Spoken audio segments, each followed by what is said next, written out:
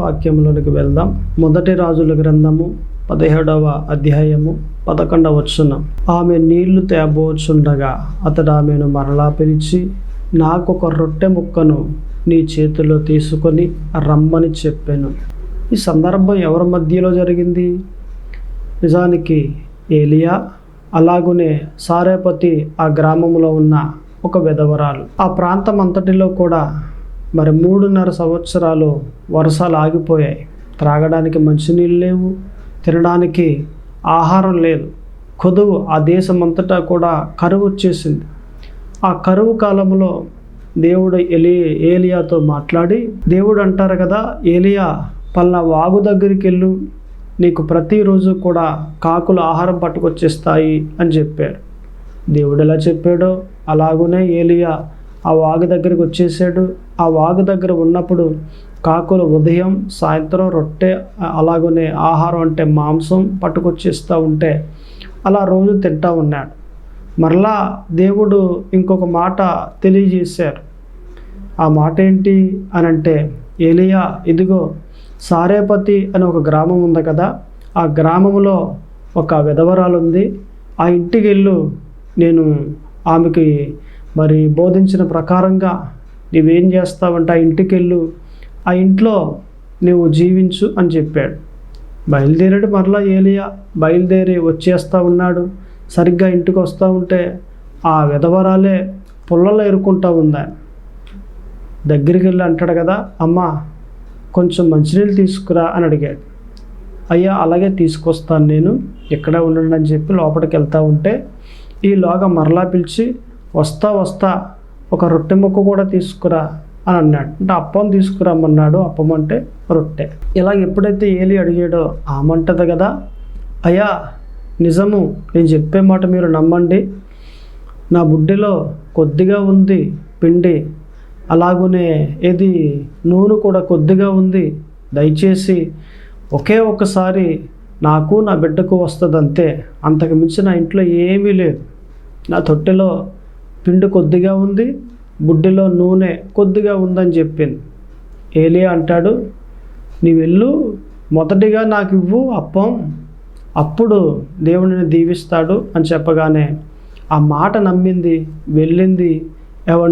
ఏలియాకి మంచినీళ్ళు అలాగునే ఒక రొట్టె తీసుకుని ఇచ్చింది. అది మొదలుకొని 3.5 సంవత్సరాలు ఏకధాటిగా బుడ్డిలో ఆ నూనె తరగలేదు, అలాగనే తొట్టిలో పిండి కూడా తరగలేదు. 1 సంవత్సరం కాదు, 1 నెల కాదు, 3.5 సంవత్సరాలు దాదాపుగా మరలా ఊరందరికీ కరువు పోయి సమృద్ధి వచ్చేంత వరకు. అంతేకాకుండా ఇంకా గ్రామం అంతా కూడా ఒక్క మాటలో చెప్పాలంటే సమృద్ధి తాండవం చేసేంత వరకు కూడా ఆ గ్రామాల్లో, ఆ దేశాల ఆమె బుడ్డిలో నూనె అయిపోలేదు, అలాగనే తొట్టిలో పిండి అయిపోలేదు. అంత సమృద్ధి ఆమెకి ఇచ్చేసాడు. ఈ వాక్యాన్ని బట్టి మనం మాట్లాడుకునే మాటలు ఏ మాటలోనంటే, కొదువు లేకుండా 3.5 సంవత్సరాలు బ్రతికింది కదా ఆ విధవరాలు. అసలు ఎందుకు అన్ని సంవత్సరాలు సమృద్ధిలో ఉంది, కొదువు లేకుండా గ్రామం అంతా, మండలం అంతా, జిల్లా అంతా, దేశం అంతా కరువులో అల్లాడిపోతూ ఉంటే ఈ విధవరాలు మాత్రం సమృద్ధిలో ఉంది. కారణం ఏంటి అని మనం ఆలోచన చేస్తే, దేవుని యందు భయము భక్తి కలుగుంది. ఏం కలుగుందట? దేవుని యందు భయము భక్తి కలుగుంది. భయము భక్తి కలుగుంది కాబట్టి దేవుని ప్రవక్త అడిగినప్పుడు అడిగినట్లుగా తెచ్చిచ్చింది. నిజానికి ఒక్క రోజుకి కూడా కాదు, ఒక్క పూటకు వస్తుంది తనకు, తన అబ్బాయికి. బహుశా 5 సంవత్సరాలు 6 సంవత్సరాలు. అలా వేసుకుని అనుకున్నారట, ఈ పూట తినేసి ఇక చనిపోదాం, ఆహారం లేదు కదా, చాలామంది అలాగే చనిపోతూ ఉన్నారు కదా ఆహారం లేకుండా, మనం కూడా ఈ ఒక్క పూటకే ఉంది కాబట్టి తినేసిన తర్వాత చనిపోదాం ఇక అని అనుకుంటా ఉంది. అటువంటి పరిస్థితుల్లో ఏలియా వెళ్ళి అడిగితే, మాకున్నదే ఒక పూటకు కదా, నీకు ఎలాగిమ్మంటావు అనాలి. కానీ దేవునికి భయపడ్డది. దేవుని ప్రవక్త వచ్చాడు, నా వాకిట్లో ఉండి అడిగాడు, నాకున్నా లేకపోయినా ఈ ప్రవక్తకి పెట్టాలి, ఈ ప్రవక్తకి పెడితే దేవుడికి పెట్టినట్లే అని ఉద్దేశించి దేవుని యందు భయము దేవుని యందు భక్తి కలిగి ఆ అప్పం వేసుకొచ్చి ఏలియాకి ఇచ్చింది. అందుకే ఆమెకు కొదువు లేదు. ఆ మాట మనకు ఎక్కడ దొరుకుద్ది? కీర్తన గ్రంథములో 34వ అధ్యాయము 9వ వచనం, యెహోవా భక్తులారా ఆయన యందు భయభక్తులు ఉంచుడి, ఆయన యందు భయభక్తులు ఉంచువానికి ఏదియు కొదువు లేదు. ఈ మాట ప్రకారంగా మనం ఆలోచన చేస్తే ఎవరైతే దేవుని యందు భయము భక్తి కలిగి ఉంటారో వారికి కొదువు ఉండదు, కరువే ఉండదు. తన ఇంట్లో ఎప్పుడు సమృద్ధి సమృద్ధి. రేపు 10,000 కావాలా? దేవుడిస్తాడు. ఎల్లుండ 20,000 కావాలా? దేవుడిస్తాడు. ఏది బియ్యం బస్తా అయిపోయిందా? దేవుడిస్తాడు. పిల్లలకు స్కూల్లో ఫీజులు కట్టాలా? దేవుడిస్తాడు. స్థలం కొనాలా? ఇల్లు కట్టాలా? కారు కొనాలా? ఏదైతే మనకు అవసరమో దానికి తగిన సొమ్ము, దానికి తగిన ఆ డబ్బు దేవుడే ఇస్తాడు. ఎందుకు ఇస్తాడండి? నువ్వు దేవుని యందు భయము భక్తి కలుగున్నావు కాబట్టి. ప్రార్థన చేస్తే డబ్బులు రాలిపోతాయా అని అంటారు. ప్రార్థన పరిస్థితులను మార్చేస్తుంది. దేవుని కొరకు సమయాన్ని కేటాయించి మొక్కాలేసి దేవునికి ప్రార్థన చేస్తూ ఉంటే నీ పరిస్థితులే మార్చబడతాయి. డబ్బు కట్టాలా? ఆ సమయానికి దేవుడు ఇస్తాడు. ఆ సమయానికి ఏది అవసరం, నీ అవసరాన్ని దేవుడు తీరుస్తాడు. దేవుడు ఐశ్వర్యము చొప్పున క్రీస్తు నందు మీ ప్రతి అవసరము తీర్చబడును. ఫిలిప్పి 4:19 మనకు కనిపిస్తుంది కదా. ఈ మాట ప్రకారంగా మనము చెప్పుకుంటే నీ ప్రతి అవసరాన్ని దేవుడు ఏం చేస్తారట? తీరుస్తారా ఆయన. నీకు ఏది కావాలన్నా ఆయన ఇస్తారా ఆయన. ఎందుకు ఇచ్చేస్తారండి? నువ్వు దేవుని యందు భయము భక్తి కలిగి ఉన్నావు కాబట్టి. అందుకే దేవుని వాక్యాలు మనసు పెట్టి వింటే మనం ఎలాగుండాలో, మనం ఏం చేయాలో అన్నీ తెలుస్తాయి. అన్నీ తెలుస్తాయి. ఒక ప్రాంతంలో ఒక రైతు ఉన్నాడు. ఎక్కడికో ప్రయాణం చేసి వెళ్ళాలి. కారు చూస్తే పెద్ద అబ్బాయి చేసుకెళ్ళిపోయాడు. కారు లేదు. సెంటర్కి వచ్చేసాడు. దాదాపు ఒక 10 ట్యాక్సీలు ఉన్నాయి. ఆ సెంటర్లో నిలబడి ఓయ్ ట్యాక్సీ అని పిలిస్తే ఒక ఆయన వచ్చాడు. పలానా ప్రాంతం వెళ్ళాలి, కిరాయికి వస్తావా అని అంటే, అయ్యా వస్తానండి. కారు పట్టుకొచ్చాడు. ఆ కారులో ఈ రైతు ఎక్కేసి కూర్చున్నాడు. డ్రైవరు పోనిస్తూ ఉన్నాడు. కొంత దూరం వెళ్ళిన తర్వాత వెనకమాల కూర్చున్న ఈ రైతు ఏం చేశాడంటే డ్రైవర్ భుజం మీద చెయ్యేసి, నీ పేరేంటి నాయనా అని అన్నాడు. అంతే, ఒక్కసారిగా ఉలుక్కుబడి కరెంట్ స్తంభానికి ఉద్దేశాడు. ఇద్దరు కిందకి దిగి నిలబడి దాన్ని చూస్తూ ఉంటే కారుని రైతు అంటాడు, నేనేమన్నాను? నీ పేరేంటి నాయనా అని చెయ్యేసిన భుజం మీద దీనికి కరెంట్ స్తంభానికి గుద్దేయాలా అని అన్నాడు. అయ్యా, నిన్నటి వరకు నేను మరి సమాధుల బండి తోలేవాడిని, సమాధుల కారు ఏది ఆ శవాల కారు తోలేవాడిని. ఎప్పుడు చూసినా సమాధి పెట్లు వేసుకెళ్ళటం, శవాలు వేసుకెళ్ళటం సరిపోయింది. దాదాపు ఒక 10 సంవత్సరాలు అలా పనిచేశాను. ఈరోజే అది మానేసి ఈ కారు ఎక్కాను. నేను డ్రైవింగ్ చేస్తూ ఉన్నప్పుడు నిన్న అక్కడ శవాన్ని పట్టుకెళ్ళాను కదా, మొన్న ఒక శవాన్ని పట్టుకెళ్ళాను కదా, మొన్న బేటా ఇవ్వలేదు, వారం రోజుల క్రిందట పాలన గ్రామానికి పట్టుకెళ్ళాను కదా, ఇవన్నీ ఆలోచన చేస్తున్నాను. నేను నా మనసంతా అక్కడుంది, డ్రైవింగ్ ఏమి ఎక్కడ చేస్తున్నాను. ఈలోగా మీరు భుజం మీద చేయగానే నిజంగా నా కారులో వెనకాల శవం ఉందన్న దృష్టిలో ఉన్నాను కాబట్టి ఆ శవమే లేసి నా భుజం మీద చేయేసిందేమో నా కంగారు వచ్చేసి ఉలుక్కుబడి భయంతో కరెంట్ స్తంభాన్ని గుద్దేశానండి అని అన్నాడు. ఎందుకు గుద్దేశాడు? మనిషి ఎక్కడో మనసు ఎక్కడో. మనసు ఎక్కడుంది? శవాల బండి మీద ఉంది. మనిషి ఎక్కడున్నాడు? ఈ కారులో ఉన్నాడు. ఇప్పుడు వాక్యం వింటూ ఉన్నారు మీరు. ఈ వాక్యం వింటూ ఉన్నప్పుడు ఏం చేయాలి? మనసు పెట్టి వినాలి. మనసు పెట్టింటే బాగుంటుంది. అసలు మన అంశం ఏంటి? ఎవరికి కొదువు ఉండదు. ఇది మన మాట. ఎవరికి కొదువు ఉండదు? దేవుని యందు భయము భక్తి గలవారికి కొదువే ఉండదు. నీకు ఏది కావాలో అన్నీ ఇస్తాడు, అన్నీ ఇస్తాడు. నీకు పలానా అది కావాలా ఇస్తాడు. ఆయన అవసరమైన దాన్ని, అవసరం లేని దానికి అది మరలా ఇది కావాలి అది కావాలి, గొంతలం కోరికలు కోరతారు కొంతమంది. అది కరెక్ట్ కాదు. నీకు ఏది కావాలి అది ఇస్తాడు. ఇది పక్కా వాక్య ప్రకారంగా నువ్వు దేవుని యందు భయము భక్తి కలిగి నడుస్తూ ఉంటే నీకు కావలసిన ప్రతి కార్యము నీకు ఇవ్వాల్సిన ప్రతి ఈవి దేవుడిస్తాడు. నీకు కొదువు ఉండదు. ఇంట్లో అరే వర్షాకాలం వచ్చేసింది, కొదువు వచ్చేసింది, ఈ మాటే ఉండదు.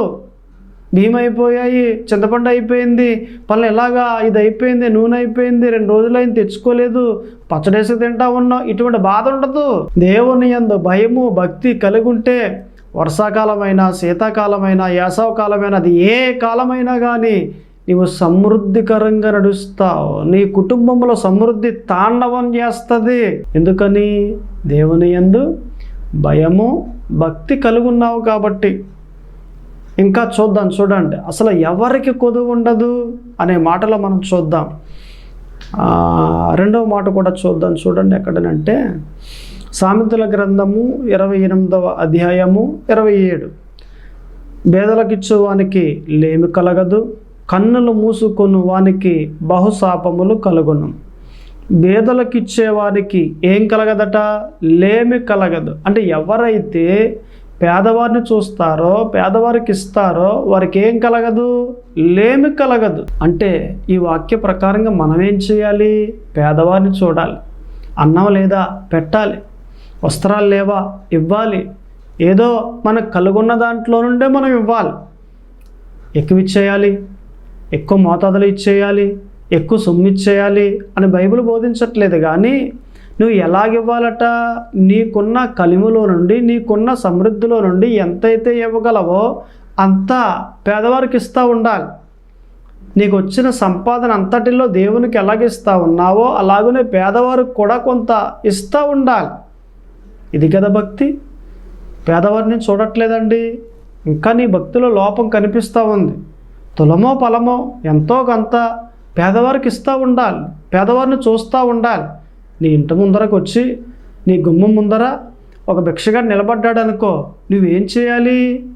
ఇచ్చి పంపించాలి. ఇవ్వకపోతే పాపమని నేను చెప్పట్లేదు, కానీ మన భక్తిని బట్టి మనం దేవుణ్ణి వెంబడిస్తూ ఉన్నాం కాబట్టి ఇప్పుడు మనం చేయవలసిన పని ఏంటంటే వచ్చిన వ్యక్తిని ఒట్టిగా పంపించకుండా ఎంతో కొంత నీ ఓపిక 5 రూపాయలు ఇవ్వి, లేదా 10 రూపాయలు ఇవ్వి, నీ ఓపికను బట్టి.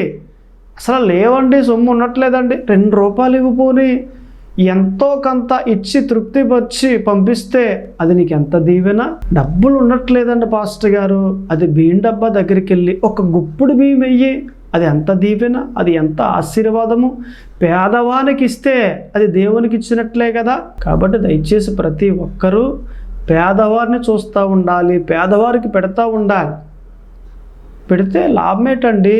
నీకు కొదువు రాదు, నీ జీవితంలో కరువు అనేదే ఉండదు. ఏముంటుందండి? సమృద్ధి ఉంటుంది. ఎవరైతే పేదవారిని చూస్తారో వారికి సమృద్ధి తాండవం చేస్తుంది. అందుకే పేదవారిని చూడండి. మీ గురించి మీరు చూడండి. మీకు సమృద్ధి కావాలా? ఏమండి, బేదలను పట్టించుకోండి, పేదవారికి సహాయం చేయండి, పేదవారికి సహాయం చేయండి. అప్పుడు మీకు సమృద్ధి కలుగుద్ది. దేవుని వాక్యాలు ఎలాగుంటే వాక్యాలను పాటించాలి కదా. మీరు వాక్యాలు పాటించే విధంగా ఉంటే మీ జీవితాలు బాగుపడతాయి కదా. మీ జీవితాలు బాగుపడితే మీకు ఆనందము, సంతోషము, సమాధానము కలుగుద్ది కదా. ఇలాగ కలిగినప్పుడు మీరు అనేక మందికి దీవెనకరంగా జీవిస్తారు కదా, అనేక మంది మీ నీడలో బ్రతుకుతారు కదా. ఇవన్నీ అక్కర్లేదా? ఇవన్నీ కావాలంటే పేదవారిని చూడండి. మీరు పేదలను చూస్తే దేవునికి సంతోషం, దేవునికి ఆనందం. కాబట్టి మీరు పేదవారిని చూడండి. పేదవారిని చూస్తే కొదువు ఉండదు. పేదవారిని చూసే వారికి కొదువే ఉండదు. అందుకే మన రెండవ మాట ఏమాట? బేదలకు ఇచ్చేవారికి కొదువు ఉండదు. ఏముండదట? కొదువు ఉండదు. ఒక ఆయన ఒక గ్రామంలో ఉండి ఏమండి ఒక మాట ఎప్పుడు పలుకుతూ ఉండేవాడట. నా జోబి నిండిన తర్వాత ఊరందరికీ భోజనాలు పెడతాను అనేవాడట. ఒక రోజున అనుకున్నారు, ఒరే వీడు మనస్సు ఎంత మంచిదిరా, ఎప్పుడు మాట్లాడిన చక్కగా ఈ మాట పలుకుతూ ఉన్నాడు. ఏది? నా జోబి నిండిన తర్వాత ఊరందరికీ భోజనాలు పెడతాను మీ అందరికని అని చెబితే వాళ్ళు ఎంతగానో సంతోషపడిపోయారు. ఇలా చెప్తానే ఉండేవాడు ప్రతి సంవత్సరం, నా జోబి నిండిన తర్వాత మీ అందరికీ భోజనం పెట్టేస్తాను, ఊరందరికీ భోజనాలు పెట్టేస్తాను అని అంటూ ఉంటే వాళ్ళు ఎంతగానో పెడతాడరా దేవుడు, డబ్బు ఇస్తాడు వీడికి, ఇటు జోబీని నింపుతాడు దేవుడు, మనందరికీ భోజనాలు పెడతాడు అని ఇలాగ అనుకునేవారట. ఇలాగా పెద్దోడు అయిపోయాడు, ముసలోడు అయిపోయాడు, ఒక రోజు చనిపోయాడు. అందరూ అనుకున్నారు, రే నా జోబి నిండిన తర్వాత ఊరందరికీ భోజనాలు పెడతాను అనేవాడు కదా, ఇటు చచ్చిపోయాడు, ఏం చేద్దామరా, ముందు వెనక ఎవరు లేరు కదా మరి అని అంటే, ఇంకేం చేద్దాం, మనమే తీసుకెళ్ళిపోదాం అనేసి తలా 1000 రూపాయలు వేసుకుని తీసుకెళ్ళిపోయారు, పండించేశారు. ఒరే పెద్ద కార్యం చేయాలి ఎలాగనంటే, ఇంకేం చేస్తాం, మళ్ళీ వేసుకోండి తలా 1000 రూపాయలని తలా 1000 రూపాయలు వేసుకుని వాళ్ళే వండేసుకుని వాళ్ళే తినేసారు. పెద్ద కార్యం అయిపోయింది.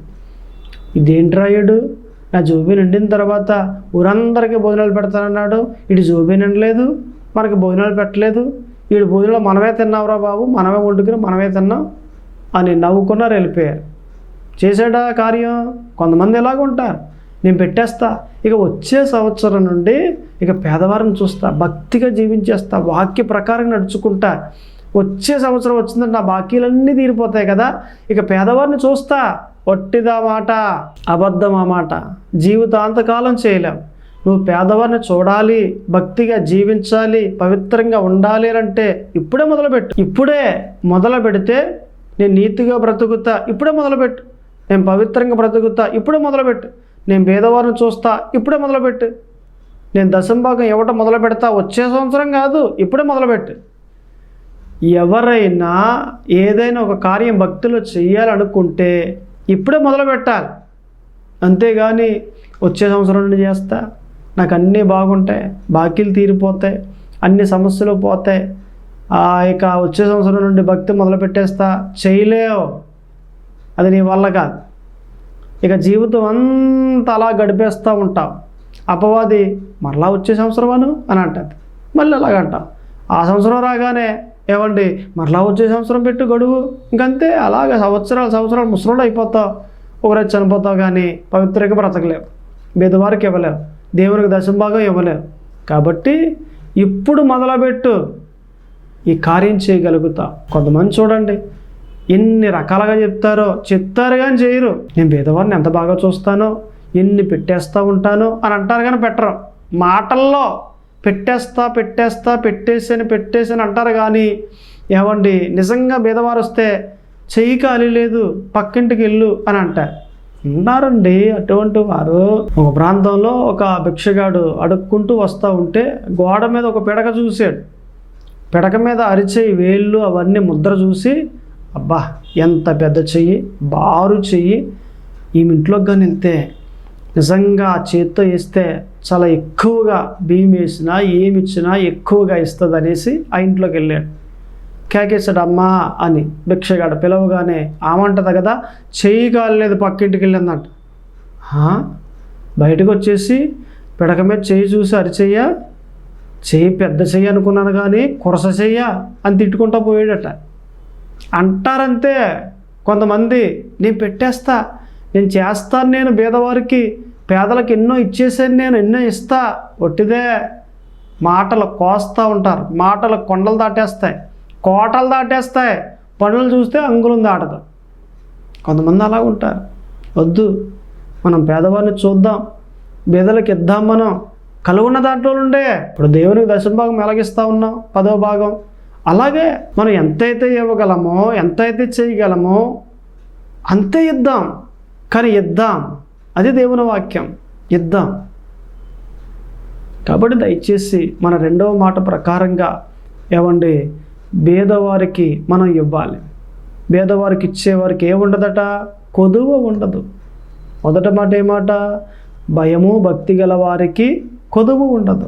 రెండవది బీదలకు ఇచ్చేవారికి కొదువు ఉండదు. ఇక 3వ మాట మనం చూస్తే దశంభాగం దేవునికి ఇచ్చేవారికి కొదువు ఉండదండి. ఆ మాట కూడా మనకి ఎక్కడ కనిపిస్తుంది అంటే సామెతల గ్రంథము 11వ అధ్యాయము 24వ వచనంలో మనకు కనిపిస్తుంది. వెదజల్లి అభివృద్ధి పొందువారు కలరు, తగిన దానికన్నా తక్కువ ఇచ్చి లేమికి వచ్చేవారు కలరు.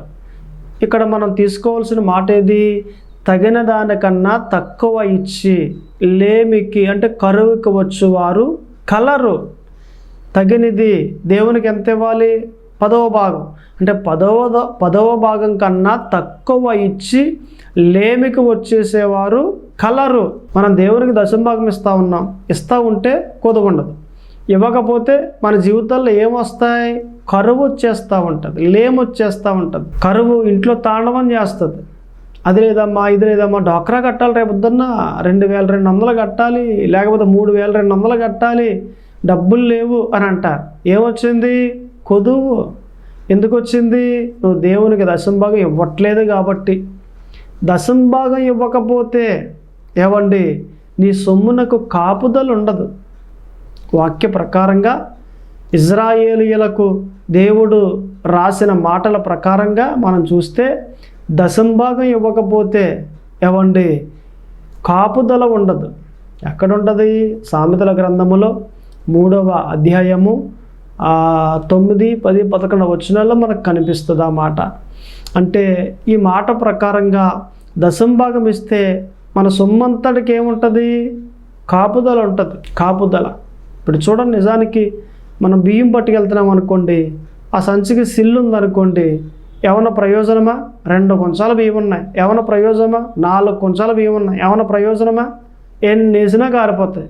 దశంభాగం ఇవ్వకుండా నడుస్తూ ఉంటే అటువంటి జీవితమే. 10,000 వస్తూ ఉంది, వెళ్ళిపోద్ది, వచ్చినట్టు. 20,000 వస్తూ ఉంది, ఎలా వచ్చిందో అలాగే వెళ్ళిపోద్ది. లేదండి 2 లక్షలు వస్తుందండి, ఎలా వస్తుందో అలాగే వెళ్ళిపోద్ది. కారణం ఏంటి? దేవునికి దశంభాగం ఇవ్వట్లేదు, సిల్లుంది. వాక్య ప్రకారంగా నీ జీవితాన్ని కట్టుకోవట్లేదు, సిల్లుంది. మరి సిల్లుంటే వెళ్ళిపోతూ ఉంటుంది. ఆ దారి గుండా అపవాది తినేస్తూ ఉంటాడు. ఎలా తినేస్తాడండి? ఎలా తినేస్తాడు? ఏదో ఆరోగ్యం బాగోదు నీకు, డాక్టర్లు పోసేస్తూ ఉంటావు, నవ్వులేస్తారు నీ డబ్బు అంతా, పర్ర తినేస్తారు నీ డబ్బు డాక్టర్లు. లేదా ఏదో కేసు వచ్చింది, లాయర్ గారు 10,000 పట్టరా, 20,000 పట్టరా అంటూ ఉంటారు, ఆయన నవ్వులేస్తూ ఉంటాడు, పోద్ది అలాగా. లేదా ఇంకొక బాపతలో వడ్డీలకే పోతున్నాయండి, డబ్బు అంతా వడ్డీలకే పోతున్నాయండి అంటారు కొంతమంది. ఇంకంతే, ఆ దారి వడ్డీలకి.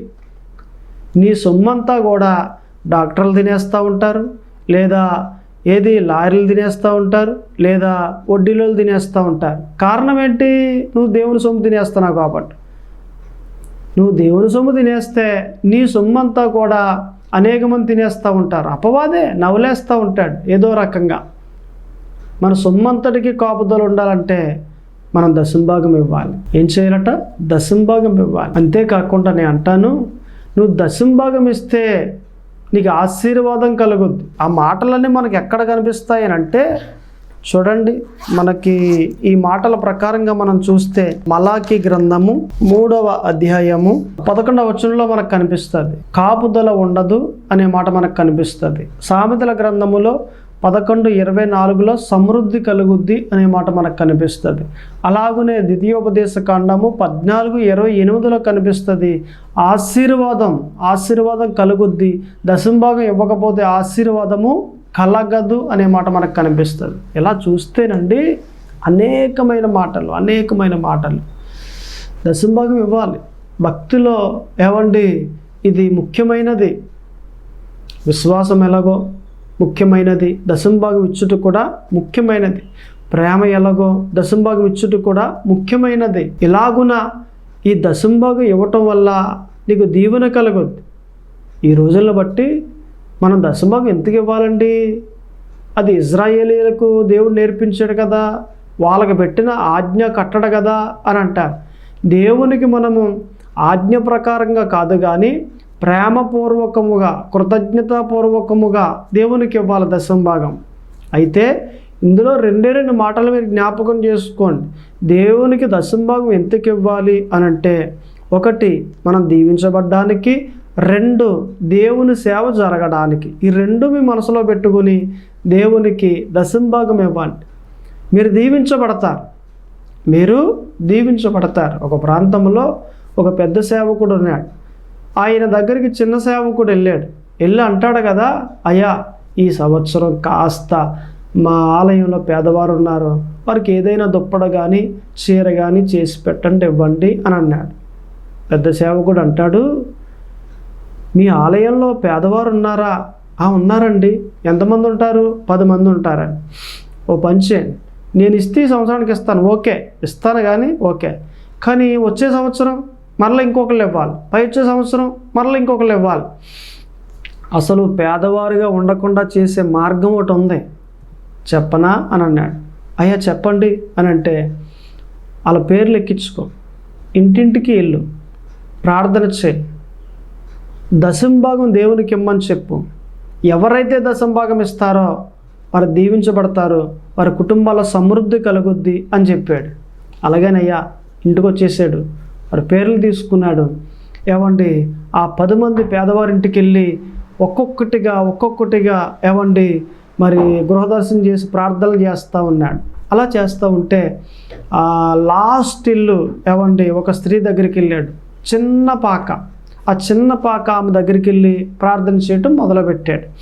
ఎప్పుడైతే ప్రార్థన చేశాడో ఆ ప్రార్థన చేసినప్పుడు అండి ఆమె అంటది కదా, ప్రార్థన అయిపోయిన తర్వాత, అయ్యా మా ఇంట్లో చాలా కొదువుగా ఉందండి, తినడానికి కూడా తిండి కొదువైపోయిందండి అని ఇలా మాట్లాడుతూ ఉంటే ఆయన అన్నాడు, పాస్టర్ గారు అమ్మ అందుకే నేను ఇలా తిరుగుతున్నాను, మీరు దేవునికి దశంభాగం ఇవ్వండి, మీ జీవితం బాగుంటుంది అని చెప్పాడు. సమృద్ధి కలుగుద్ది అంటారా? కలుగుద్ది. నిజానికి పాకలో ఉంది ఏది, ఆ టైంలో వర్షాకాలము పచ్చడి మెతుకులు తినే అటువంటి పరిస్థితి. ఈ మాట విని ప్రతి నెల దశంభాగం దేవునికి ఇవ్వటం మొదలుపెట్టింది. ఇలా మొదలుపెట్టి ఏమంటే తెస్తూ ఉంది.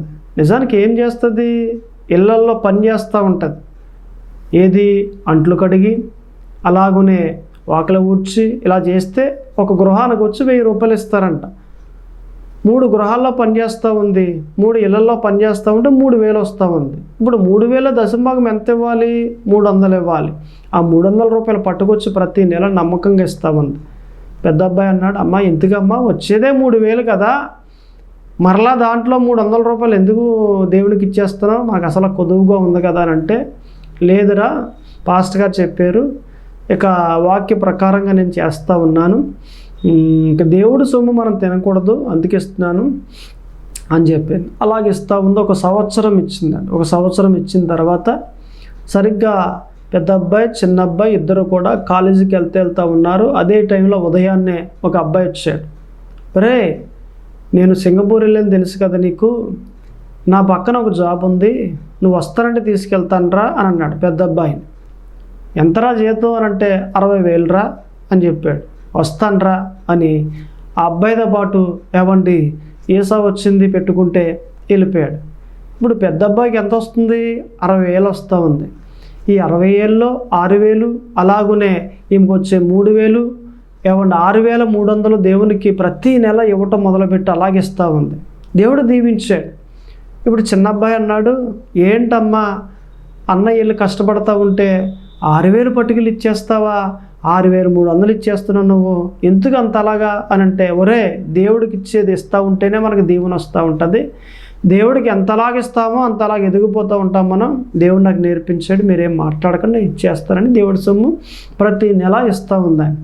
ఇంకొక సంవత్సరం పోయిన తర్వాత ఆ అన్నగారు అన్నాడు, పెద్ద అబ్బాయి, ఒరే తమ్ముడు నా పక్కన ఇంకొక జాబ్ ఉంది ఇదే కంపెనీలో, నువ్వు వచ్చేస్తానంటే చెప్పు, నీకు కూడా ఇక్కడ 60,000 ఇస్తారు అని అంటే, అలాగనే వచ్చేస్తాను నేను కూడా అని చెప్పాడు. తను కూడా ఏసా పెట్టుకున్నాడు, వచ్చేసింది. ఇప్పుడు తమ్ముడికి కూడా ఎంత ఇస్తూ ఉన్నారట? 60,000. ఇది 60, అది 60, 1,20,000 అలాగునే తనకు వచ్చే ఏమండి మరి 3,000, 1,23,000 నెలకు జీతం ఇప్పుడు ముగ్గురికి కలిసి వస్తుందని. తల్లికి 2 కొడుకులకి, భర్త లేడు, ఏదో చిన్న ఇంట్లో బ్రతుకుతూ ఉంది. ఇటువంటి పరిస్థితుల్లో ఉన్న ఈమెను దశంభాగం ఇవ్వటం మొదలుపెట్టిన తర్వాత దేవుని దీవిస్తే, దేవుడు నడిపిస్తే 1,23,000 చేశాడు. 12,300 రూపాయలు నమ్మకంగా ఆలయానికి ఇవ్వటం మొదలుపెట్టిందండి. ఆశ్చర్యపోయారు సంఘం. ఏంటిది అంటే అప్పుడు సాక్ష్యం ఇచ్చింది, పాస్టర్ గారు ఇలా చెప్పారు, నేను చేశాను, దేవుడు నన్ను దీవించాడు. దేవునికి దశంభాగం ఇస్తే ఇంతలాగా దీవిస్తాడా? ఖచ్చితంగా ఇచ్చి చూడు. ఒక నెల నువ్వు ఎక్కడికి వెళ్తున్నావు, మీ పాస్టర్ గారికి ఇవ్వు, మీ ఆలయంలోనే ఇవ్వు, దేవుడు దీవిస్తాడు, దేవుడు ఆశీర్వదిస్తాడు. దయచేసి దేవునికి దశంభాగం ఇచ్చే స్థాయికి నువ్వు ఎదగాలని, నువ్వు దీవించబడాలని పరిశుద్ధాత్మ దేవుడు కోరుతూ ఉన్నాడు. ఎవరికి కొదువు ఉండదు. 1 దేవుని యందు భయము భక్తి గల వారికి కొదువు ఉండదు. 2 పేదలకు ఇచ్చేవారికి కొదువు ఉండదు. 3వది దశంభాగం ఇచ్చేవారికి కొదువు ఉండదు. ఎవరికట? దశంభాగం ఇచ్చేవారికి. ఈ 3 మాటలు మీ హృదయంలో పెట్టుకోండి. దేవుడు మిమ్మల్ని దీవించునుగాక. ప్రార్థన చేసుకుందాం. కళ్ళు మూసుకోండి. ప్రార్థన. పరిశుద్ధుడా దేవ తండ్రి, ప్రభువా యేసు క్రీస్తు అయ్యా, ఇదిగో ప్రభువా, ప్రార్థన చేస్తూ ఉండగా మీ కృపాక్షేమములు మెండుగా కలగ చేయండి. మీ కృపతో నింపండి. మీ కృపతో బలపరచండి ప్రభు. అయ్యా, ఎన్నో మాటలు మాట్లాడి ఉన్నారు. వందనాలు, స్తోత్రములు, ఎవరికి కొదువుండదు అని మాట్లాడారు. నిజమే ప్రభువా, మేమంతా మీ యందు భయము భక్తి కలిగి ఉండాలి ప్రభువా.